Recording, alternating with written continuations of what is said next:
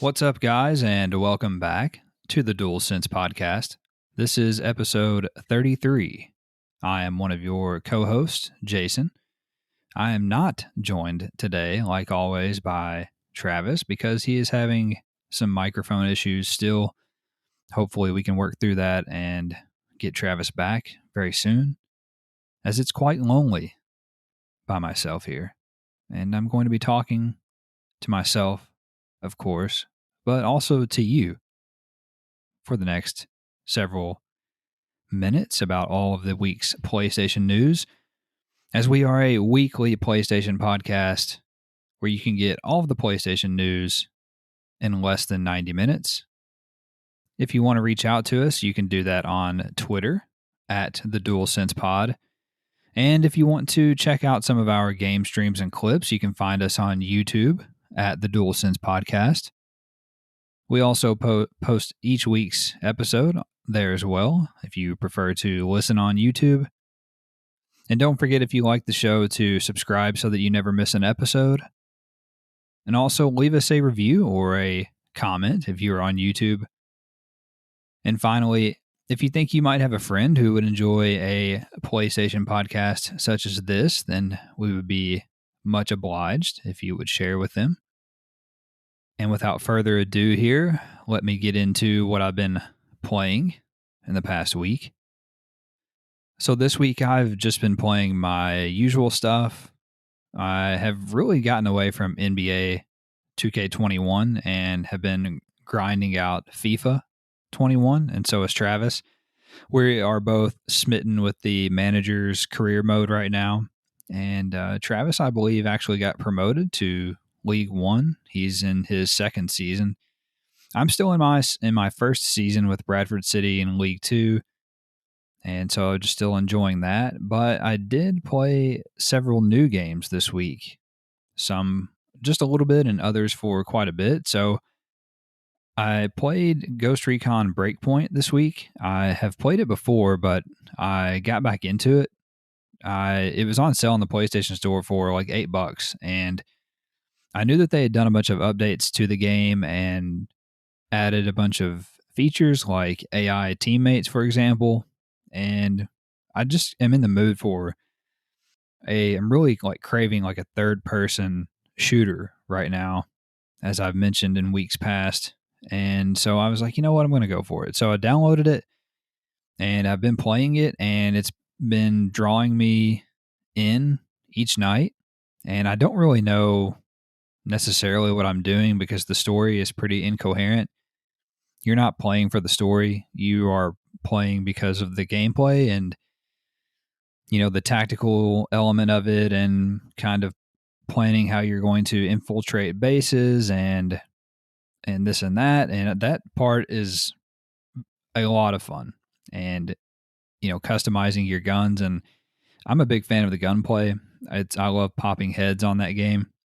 And you can pretty much one-shot everybody. So I have been playing in the immersive mode, which is like minimal HUD and higher damage, and you don't have gear score. It gets rid of gear score, like that Division 2 Destiny type of stuff. Like a gun is a gun, so one M4 is the same as the rest.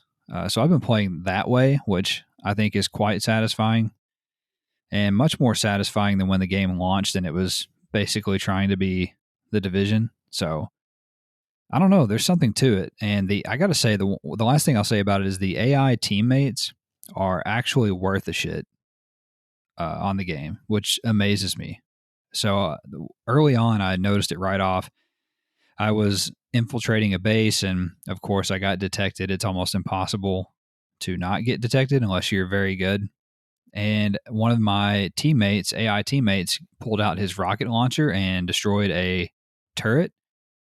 And then I think he also destroyed one of the drones, which was awesome. I didn't expect that it would just do it on its own. And then the sniper guy, you know, will kind of hang back and get like a tactical position and snipe guys. And then there's a person who's kind of a medic, and they'll actually revive you. And it's cool. They've done a good job with that part of it. So anyway, I enjoyed Breakpoint quite a bit this week. I've actually debated deleting it so that I can get in to some other stuff, like getting back to Assassin's Creed Valhalla and things like that, but we'll see. And then I also started Hitman 3 this week, but I actually didn't start the third game in the trilogy. What I did was I started Hitman 1, but within Hitman 3. So I've played Hitman 1 when it originally came out, but they've obviously made some updates to it and some quality of life changes and graphical upgrades. And so I started with Hitman 1. I'm just going to start there and work my way all the way through. And I've only played the prologue basically to this point from Hitman 1, and I'm enjoying it more now than I did originally. And I enjoyed it quite a bit back then, but I think that I'm just in more of the mood for it. And what they've done with the adaptive triggers on the PS5 is pretty awesome. So when you're shooting the pistol, it's like the closest that I've ever felt so far. I know this is early days, but so far it's the closest that I've felt in the adaptive triggers to actually squeezing a trigger on a gun and shooting. It's very realistic, which is awesome. It kind of shows the potential of that technology in the controller. And then the last new thing that I played this week was the Immortals Phoenix Rising demo. I wanted to give that a shot because I've been hearing a lot of people talk about how this game is kind of being slept on and how it's actually not too bad. And it's Ubisoft, and their games typically speak to me. So I played the demo, which is short. I mean, I think I finished it in like 30 or 45 minutes, which is perfect. It started out slow for me. There was a lot of dialogue, and then the gameplay itself was kind of slow, but by the end of it, I was convinced that it really wasn't too bad of a game. I could see myself playing it at some point, but I definitely wouldn't pay full price for it. It's one of those games that I would get on like a deep sell, but it's not bad. It's kind of, you can definitely see that kind of Assassin's Creed DNA because the team that did Assassin's Creed Odyssey made this game, so you can definitely get that in there. But it's not bad. It's very much a mix between that game and Zelda Breath of the Wild, which is, kind of been the shtick about Immortals Phoenix Rising, but it's not bad. So anyway, that's all I've been playing this week pretty much. Played quite a bit, actually. And with that, I will get into the news. It's a pretty decent news week, so let's jump right in. Number 1, following last week's news that Star Wars games would no longer be exclusive to Electronic Arts, rumors have surfaced that a new Star Wars Knights of the Old Republic game is currently in development. Website Video Games Chronicle reported that several sources have confirmed the game's existence, including Bloomberg's Jason Schreier. The game is apparently not being worked on at Electronic Arts or by BioWare, the developer of the original 2003 fan favorite RPG. Video Games Chronicle reports that according to Star Wars insider Bespin Bulletin, not sure about that one, this new KOTOR game is being made by an unexpected developer. Elsewhere, Nate Naja from Wushu Studios, better known as Shinobi in the world of video game Twitter, has corroborated the claims, stating, quote, "It's not as mysterious as you think. It's just not a household name most people are aware of," end quote. Later in the week, website PlayStation Universe reported that developer Aspire Media may be the mysterious studio working on the KOTOR sequel. The studio has hired ex-BioWare Austin staff, which developed the original game, and Aspire also has a number of job listings on their website, which could be linked to the project. One such opening states that they are working on a, quote, AAA role-playing game in Unreal Engine 4 with interactive conversations and narrative-driven cinematic content, end quote.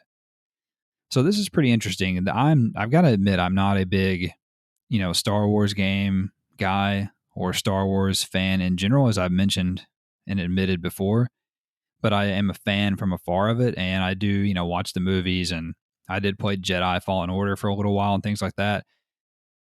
And I know that this is huge news in the video game world because this has been asked to be made for a long time by fans of the original game. And I believe the original game is still played on PC. It has a pretty healthy following. So this would be huge for Star Wars video games. And I think that this type of game is the genre or a style of game that Star Wars fans have been kind of clamoring for. So this is honestly, this is the style of game that I may even try.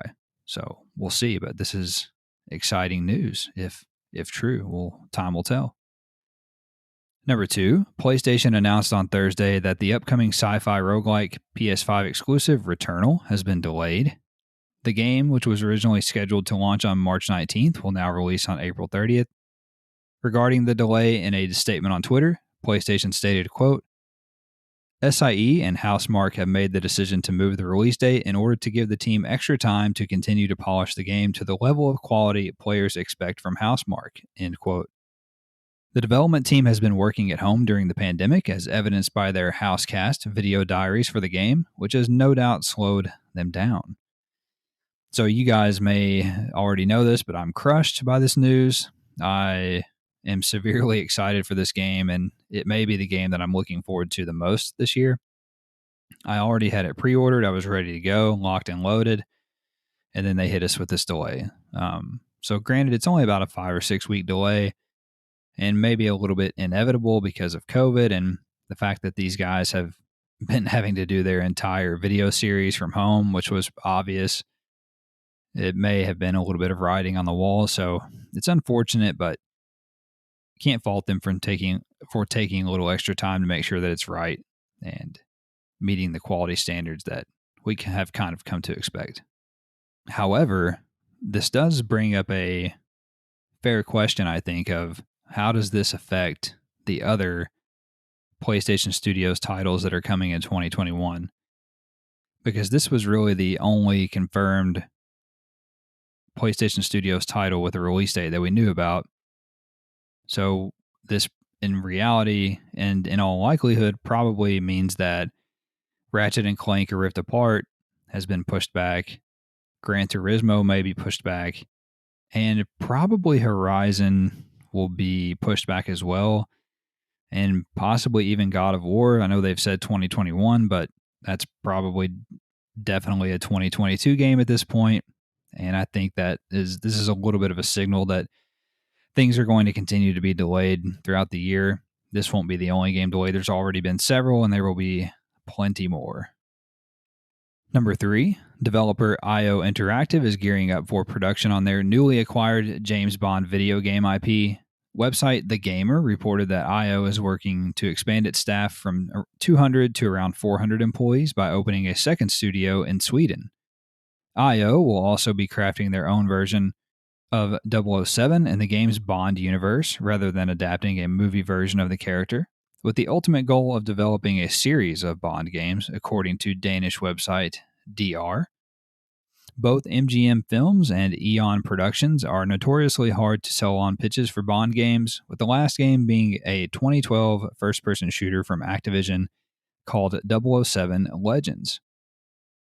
So this is pretty cool. This is obviously great news for fans of IO Interactive, but also those who are excited about this James Bond game.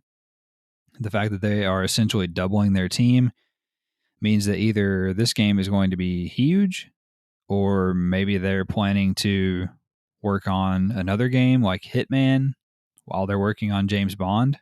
So we'll see about that, but it sounds like they're kind of doubling down on James Bond, to be honest, and they're wanting to, go big and make this an even bigger kind of scope of game than what they may have originally pitched. So that's exciting stuff. And this is, like we talked about before, this is the perfect studio for this IP. So we'll see what they can do with it. Number 4, it doesn't appear that Dying Light 2 is all that dead after all. Website Push Square reported this week that retailer EB Games Australia briefly listed Dying Light 2 for a May 25th release date, which has been updated from a placeholder date of to be confirmed 2021. The listing has since reverted back to the TBC 2021 placeholder, however, perhaps lending some veracity to the leak to date. Earlier in the week, the collector's edition of the game also leaked online as retailers seemingly prepare their store listings for a release date announcement. So the collector's edition, it leaked like not just the contents of it, but there were, I think, pictures like actually of what it all came with. You know how it gives you like the layout of all the items that it comes with there. That actually leaked online. So that combined with the leaked release date and how fast that they changed it back to the placeholder date makes me think that even if May 25th is not the release date, that a release date announcement is coming very soon, because the fact that they have those marketing materials ready to go and it's in retailers' hands, that they are the ones leaking this stuff now. That means that they are obviously getting ready to gear up to take pre-orders and, you know, to have that in the system. So I think we're getting close. It's a great sign, because there was concern, even concern on my own part, that something weird was going on with this game with the departures that they've had recently, and we just haven't heard anything. So this is exciting news. Sony announced the February lineup of free PlayStation Plus games, and it is a banger, guys. The list includes the already announced Destruction All-Stars, which also received a 7-minute state of play video showcasing in-depth gameplay of the game's various modes. Also available for free are Control Ultimate Edition on both PlayStation 4 and PlayStation 5.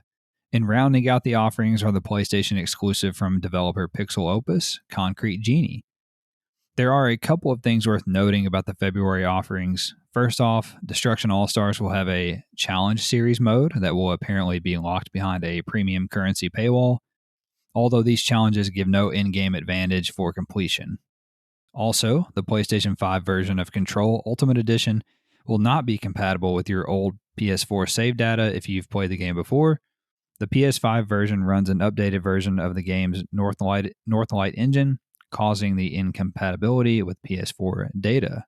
So, a couple things here. Finally, we got to see gameplay from Destruction All-Stars, which to me was good. It kind of just reaffirmed my excitement for the game. But I will say, I'll be honest, that if this were a $70 game, I think that this game would struggle. So I think it was a smart decision to, number one, make this a free game, but also to push it back to where the game will have more of a player base, because we're a few months after launch now, and more people are getting their hands on these things. So a smart decision all around. I think it's going to be a solid multiplayer game. Next thing is that the Control Ultimate Edition getting included has left some people upset who just bought this game on sale for like $20 on a recent PlayStation Store sale, and then they go and announce that it's going to be free. So that definitely sucks. But if that's one of you guys, you should try to see if you can get a refund from Sony for that, because they just did that with Maneater, I think, as well. And then, so just in general, this month is awesome. This probably is arguably one of the best months for PlayStation Plus. Not only do we get a PS5 exclusive from the first party, well, not first party, but second party through PlayStation Studios, but we get Control Ultimate Edition, which is an awesome game. Control, the base game, is an excellent game. And then we get Concrete Genie, which supposedly is pretty good. It's decent. And I've actually wanted to try that for a while now. I just never wanted to pull the trigger on it. So this is perfect. And that's another second party game. Or maybe even Pixel Opus may even be first party. I don't remember exactly, but that's a PlayStation Studios game. So that's this is a hell of a month. Hell of a month. Be sure you guys claim these games, even if you don't think you want to play them right now. You may change your mind.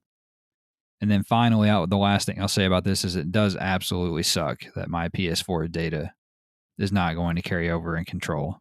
That stinks. Hopefully, I don't have to play through the base game before it will allow me to play the 2 expansion packs or DLC packs, whatever. That will doubly suck. I may change my mind about it being one of the best months if that's the case. We'll see.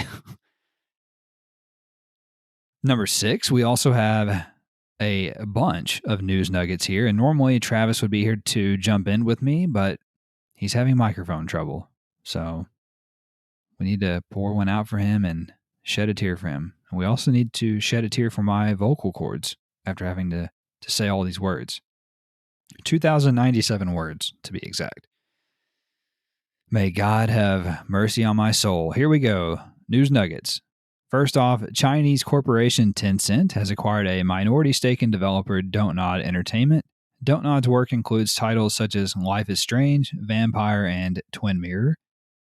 The Twitter handle for open-world post-apocalyptic kung fu action game Biomutant announced that the game would be releasing on May 25th on PlayStation 4.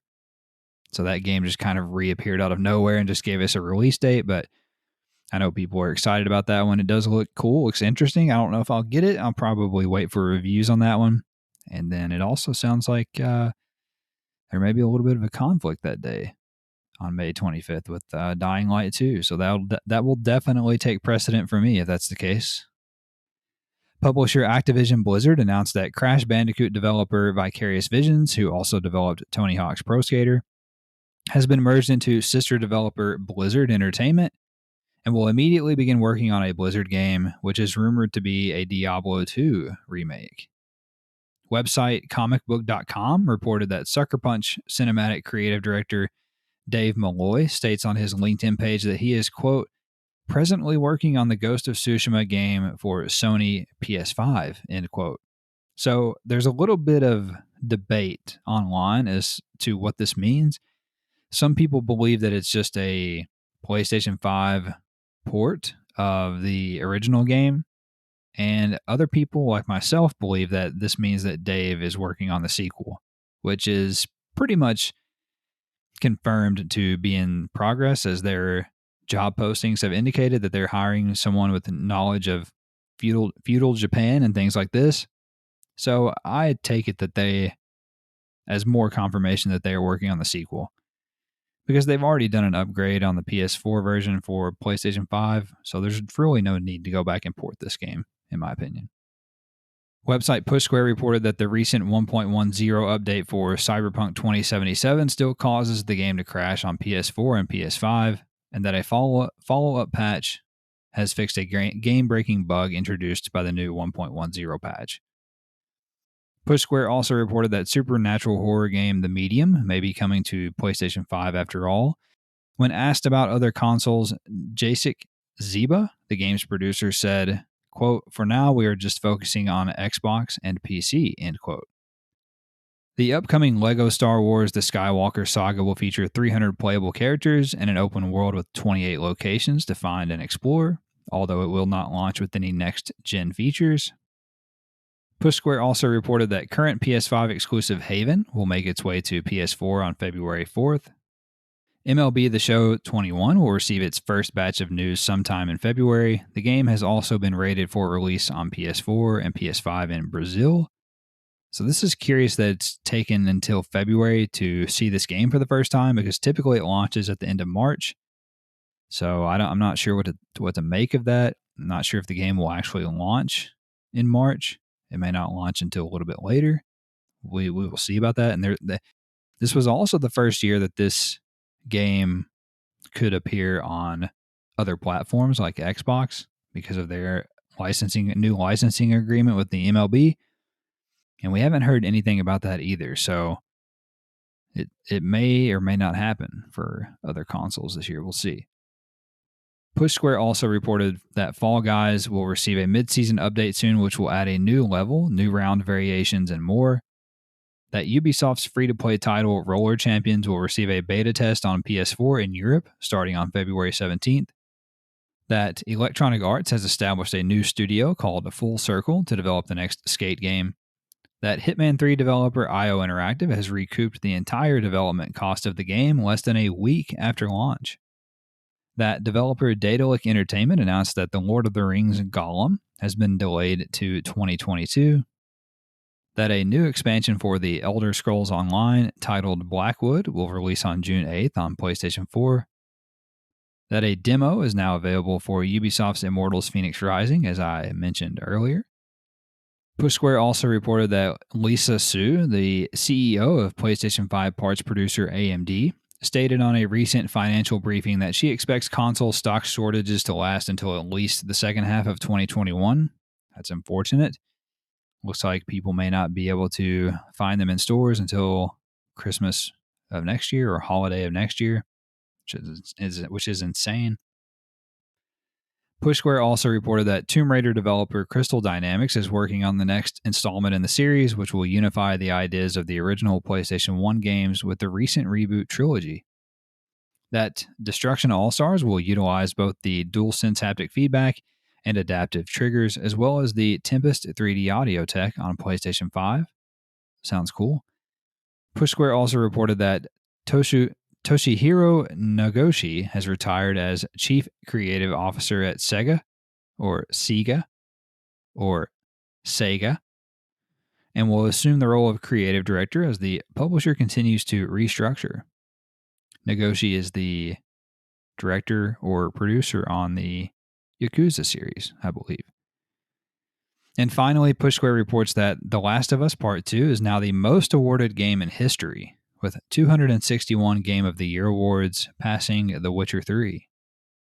That's crazy, but well deserved.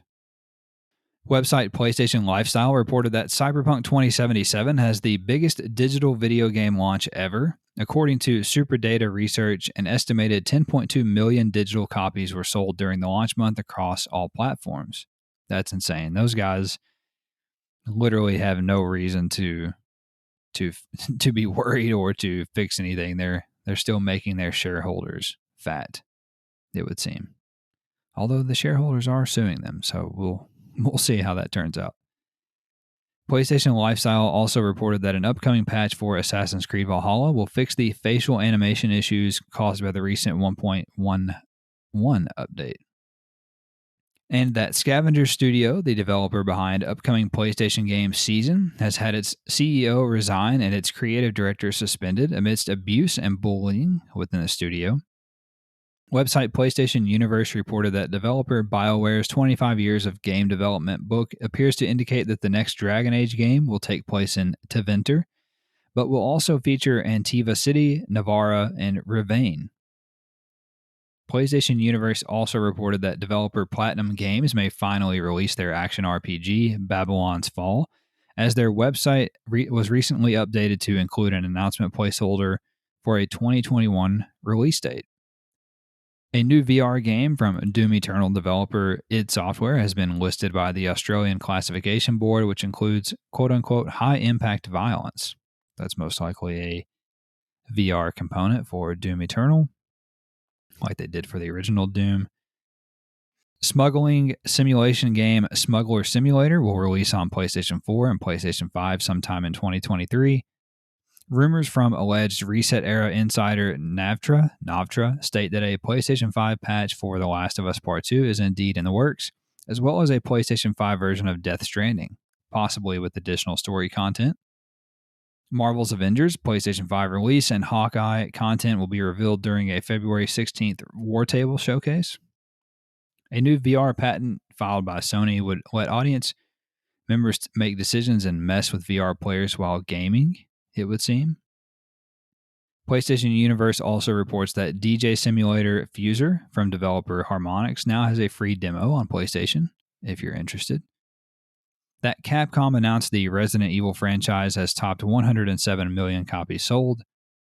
That the Nemesis system seen in the Middle-earth games from Warner Bros. Has not been implemented in other games because Warner Bros. Has a patent on the feature. Wow. No wonder people are always asking, like, why don't they just do the Nemesis system? They need to put this system in this game, and that would be an awesome game. Well, now we know they can't because Warner Brothers owns it. PlayStation Universe also reported that Hitman 3 DLC has been confirmed by developer IO Interactive. The new content will reimagine existing locations from all three games. Website Gematsu reported that a remastered version of platforming motorbike game Elasto Mania will release on PlayStation 4 and PlayStation 5 sometime in 2021. That the next game in the Wonder Boy series, Asha and Monster World, will launch in early 2021 on PlayStation 4 in the West. That strategy RPG and visual novel games, oh boy, Utawara Rumano, Mask of Deception, and its sequel, Mask of Truth, have been delisted from the PlayStation Store in the West due to publisher Atlus's licensing rights having expired. Atlas could not confirm if they would be returning. Gematsu also reported that 90s classics inspired platformer K's and the Wild Mask will launch on PS4 on March 26th. That visual novel game Dry Drowning will release on PS4 sometime this spring. That point-and-click adventure game Willie Morgan and the Curse of Bone Town is coming to PlayStation 4 this spring. You gotta watch out for that Willie Morgan and Bone Town. Gematsu also reported that 2D survival RPG Aground will release on PlayStation 4 on February 11th. That story-driven action RPG Batora Lost Haven from remothered developer Stromine Games. That might be that's Storemind Games, I believe. Will come to PS4 and PS5 at some point in the future. That 3D action shooting game Little Witch No Beta will release on PlayStation by April 2022. Jesus Christ, why even announce it?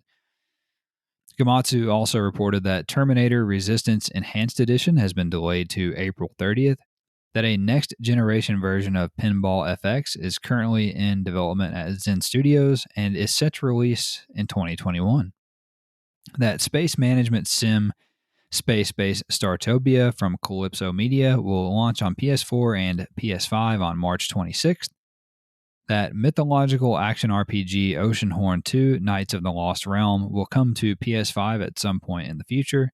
And finally, Gematsu reports that prison management game Prison Tycoon from developer Abalite Studios will release on consoles sometime in 2021.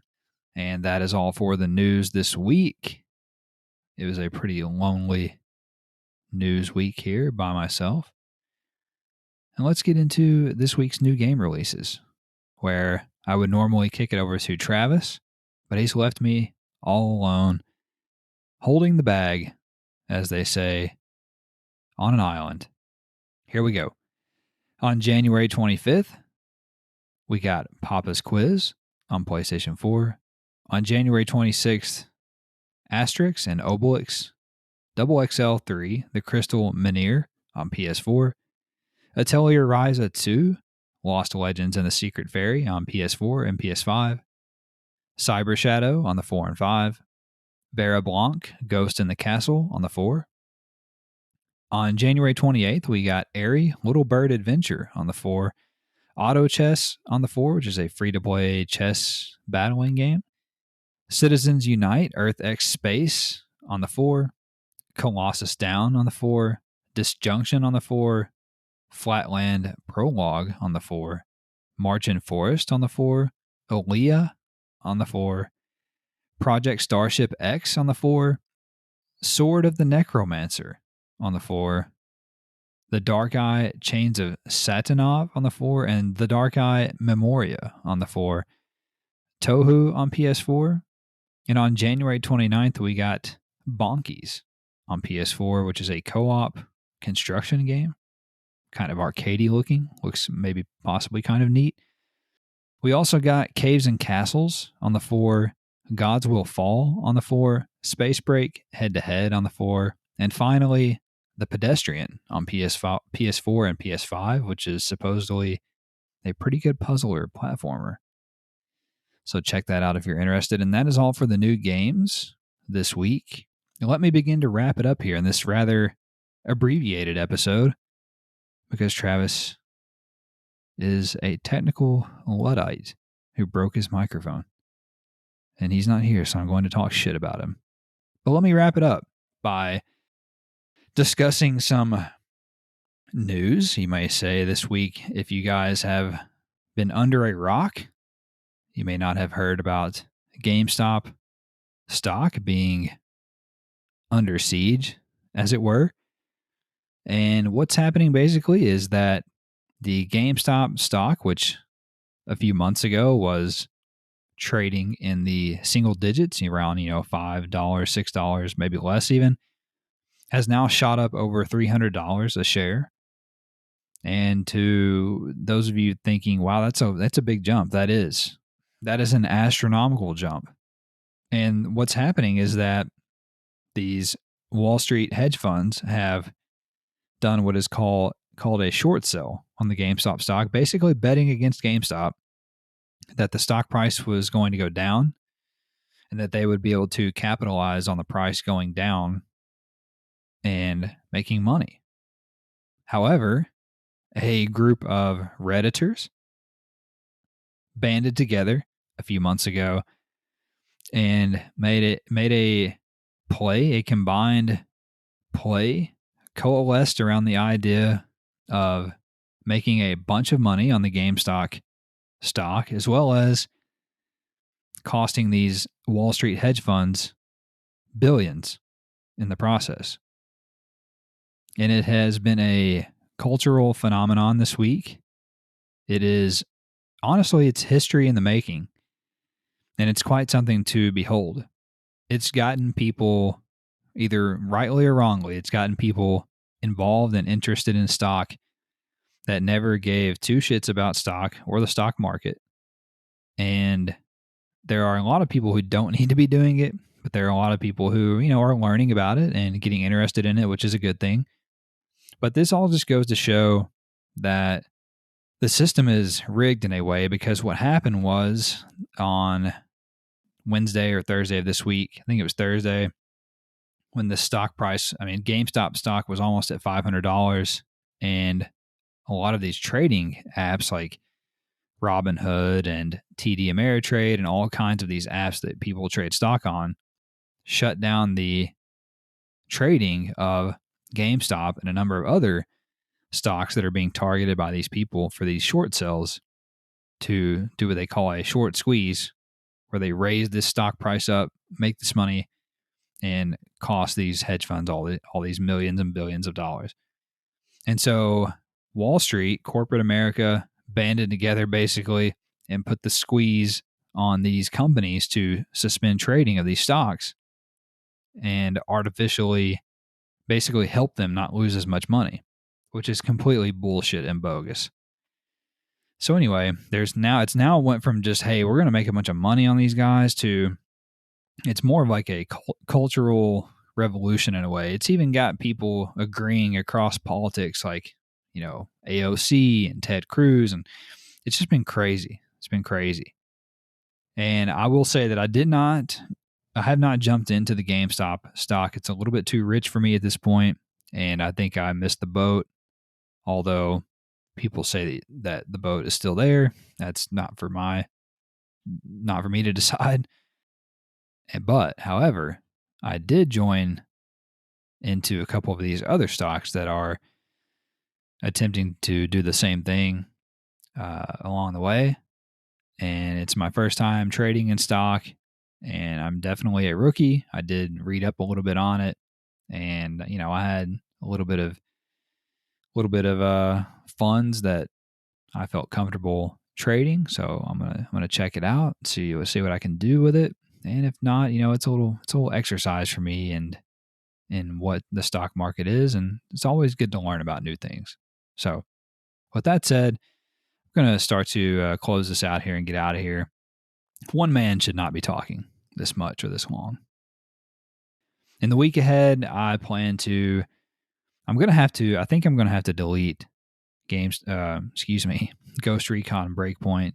Although I'm enjoying it, it's getting the hooks in me, and I've got to get back to Assassin's Creed Valhalla, and I need to press ahead with that. I really don't want to be playing it all year long, especially if we are going to end up getting like Horizon and some of this other stuff that's coming out. I don't want to have that kind of hanging over me, and I also don't want to have that hanging out on my hard drive. So I'm going to try to get back to that a little bit. And I'm also going to try to dabble a little bit more in Hitman. Maybe just play it like a mission, at a time here and there. Seems like that might be a good way to do it, because I'm the type of guy who keeps trying to get a perfect, assassination and this and that. So it takes me like an hour or more to play a level or play a mission. So that's just my play style.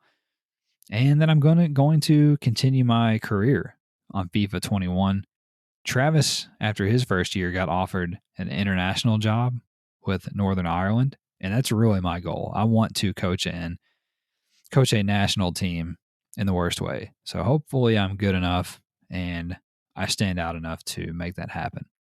in the eyes of the global football community.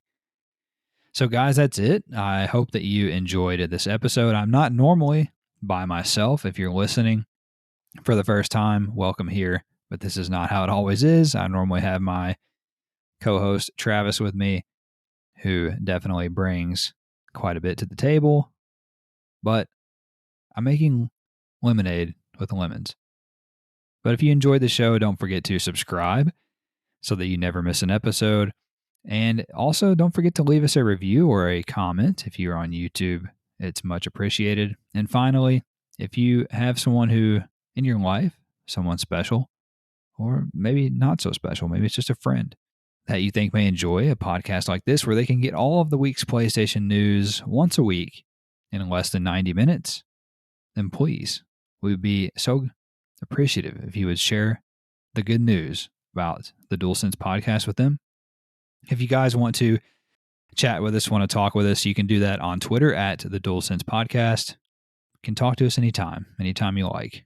Also, if you are interested in checking out some of our game streams or clips, or if you want to watch the episodes or listen to the episodes, I should say, on YouTube, you can find us at the DualSense Podcast. And with that, I'm going to get out of here. I hope you guys have a great week. Don't do anything stupid. Take care. Talk to you guys next week.